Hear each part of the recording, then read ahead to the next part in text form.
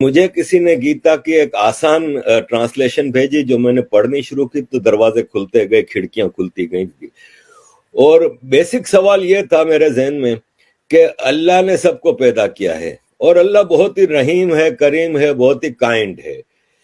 تو پھر میں یہ سوچتا تھا کہ پھر ایک کائنڈ ہے، وہ کہتا ہے کہ جو کلمہ نہیں پڑھتا اس کو میں جہنم کی آگ میں جلاؤں گا. تو میں سوچتا تھا کہ یار میرے بچے ہیں، اگر اس میں سے ایک بچہ میری بات نہیں مانتا تو کیا میں اس کو آگ میں جلا سکتا ہوں؟ تو جب میں ایک انسان نہیں کر سکتا تو وہ رحیم و کریم کیسے یہ کر سکتا ہے؟ تو مجھے گیتا میں اس کا جواب یہ ملا کہ اللہ کہتا ہے قرآن میں کہ بھائی میری بات نہیں مانو گے تو میں جہنم کی آگ میں جلاؤں گا.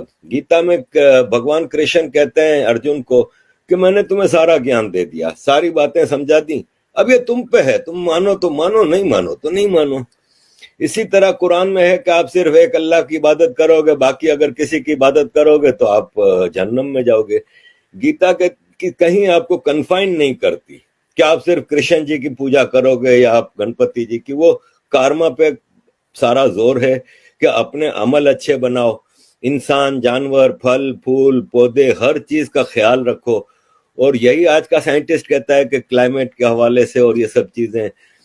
گیتا کہتا ہے کہ نرم صاف ستھری فوڈ کھاؤ، وہی آج کل بایو فوڈ کے اوپر بہت زیادہ زور ہے. تو یہ سارے جوابات مجھے گیتا سے ملنے لگے، اور پھر مجھے ایک خوبصورت دھرم سے انٹروڈکشن ہوا جس میں سارے انکلوسیو فیسٹیولز ہیں کہ آپ سارے فیسٹیولز، ایک تو فیسٹیولز کا دھرم ہے، اس میں کہیں کوئی مار کٹائی یہ وہ نہیں ہے، نان وائلنس ہے ٹوٹل.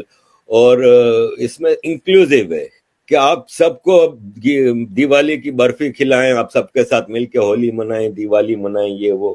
مسلمان کہتا ہے نہیں، صرف ہمارے فیسٹیول مناؤ، باقی فیسٹیول منانا حرام ہے. اس طرح کی کئی چیزیں مجھے کئی سیکھ ملی، جس سے مجھے یہ فیل ہوا کہ یہ جو ہندو دھرم ہے نا، سناتن فلسفی، یہ ایسا نہیں ہے جیسے ابراہمک ریلیجن میں ہے کہ ایک آدمی آتا ہے اور کہتا ہے کہ میں جی ہوں پروفٹ، مجھے اللہ نے بھیجا ہے اور مجھے یہ کتاب دی ہے اور یہ آسمان سے اتری ہے اور یہ رولز آف لائف ہیں، یہ آپ نے ہر حالت میں فالو کرنے اور تلوار کے زور پہ.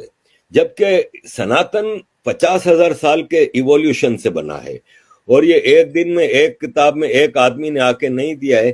اس میں وید آئے، پرانے آئے، گیتا، رامائن، اس میں مختلف دور میں مختلف سیکھ دی گئیں، اور ایک بیسک آئیڈیولوجیکل فیض ڈیولپ ہوا جس میں کہیں بھید بھاؤ نہیں ہے. ٹھیک ہے، بعد میں کوئی کہتا ہے کاسٹ سسٹم آیا، یہ سب پولیٹیکل ہے. اور یہ جب انویڈرز کا زمانہ تھا، اس میں ان چیزوں کو زیادہ ایکسپلوئٹ کیا گیا تاکہ مالائن کیا جائے ہندوازم کو، اور ابراہمک ریلیجن جنہوں نے یہاں پہ انویژن کیے تھے وہ اپنے آپ کو یہاں پہ فیمس کر سکیں یا ایڈجسٹ کر سکیں یا آکیوپائی کر سکیں. تو باقی ادروائز میں نے دیکھا ہے کہ جیسے عورتوں کے حوالے سے سب سے زیادہ مجھے مشکل یہ آتی ہے کہ دیکھیں دنیا کی 50% پاپولیشن ہے نا، وہ عورتیں ہیں، لیڈیز ہیں، فیمیل ہیں، مہیلائیں ہیں. اور اسلام میں کلیئر الفاظ میں، آج صبح ہی میں نے ویڈیو لگائی ہے کہ کلیئر الفاظ میں کہا ہے کہ عورت ہے نا وہ مرد کی غلام ہے، اور مرد جب جس وقت جیسی بھی حالت ہو عورت کی وہ بلائے تو عورت اس کو اوبے کرے. اور ایک طرف کہا جاتا ہے کہ اسلام نے عورت کو اتنا بڑا درجہ دیا کہ اس کے پاؤں کے نیچے جنت رکھ دی، لیکن وہی ماں اپنے شوہر سے کے ہاتھوں پٹتی رہتی ہے، وہی ماں اپنے بیٹے کی اجازت کے بغیر گھر سے باہر قدم نہیں رکھ سکتی. وراثت میں آدھا حصہ، گواہی آدھی. پروفٹ محمد کہتے ہیں کہ میں جب گھوڑے پہ بیٹھ کے اڑ کے آسمان جا رہا تھا اللہ سے ملنے کے لیے تو مجھے جہنم دکھائی گئی، تو میں نے کہا جہنم عورتوں سے بھری ہوئی ہے. ایک عورت نے سوال کیا کہ یا رسول اللہ ایسا کیوں تھا؟ تو بولے اس لیے کہ وہ اپنے شوہر کی بات نہیں مانتی، یعنی غلامی کرو تو تم لوگ تو 50% پاپولیشن کے رائٹس تو ویسے ہی ختم ہو گئے. جبکہ ہندو دھرم میں دیویاں ہیں عورتیں، مسلمانوں میں کوئی دیوی نہیں ہے، لیکن ہندو دھرم میں دیویاں ہیں. کہیں ہم نے ہسٹری میں ایسا نہیں دیکھا کہ بھید بھاؤ ہو کہ عورت کی آدھی وراثت ہے یا آدھا حصہ ہے یا یہ وہ. تو یہ ساری چیزیں تھی جس سے مجھے محسوس ہوا کہ the right path is to follow Gita, no other book.